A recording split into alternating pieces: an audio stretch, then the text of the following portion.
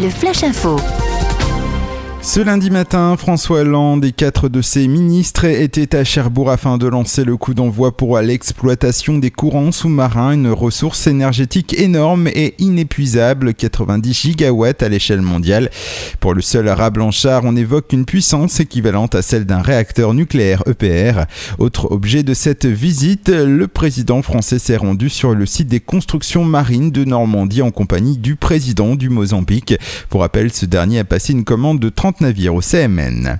Fait divers à Cherbourg, une tentative de suicide sur les quais. Samedi, en début de soirée, sur un appel des pompiers, les policiers se sont rendus au quai Alexandre III où une jeune femme de 18 ans s'était jetée à l'eau près de la criée.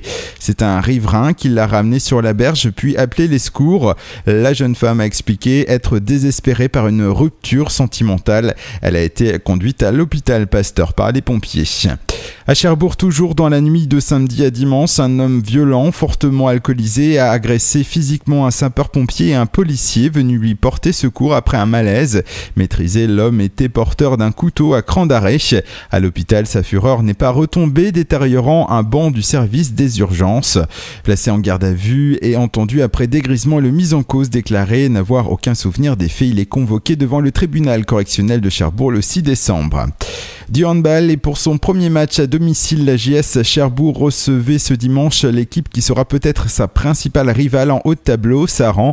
Les deux clubs sont en effet donnés favoris pour ce championnat de National 1 masculine. Malheureusement, en termes d'un duel acharné, la JS Cherbourg s'est inclinée 33-29. Et puis avec 130 équipes engagées dans cette épreuve multisport, la 3e édition du Raid des contrebandiers a connu un joli succès ce week-end. L'équipe organisatrice a même dû refuser une trentaine d'équipes. Au programme pour les 260 concurrents, VTT, course à pied, tir à l'arc ou encore canoë-kayak.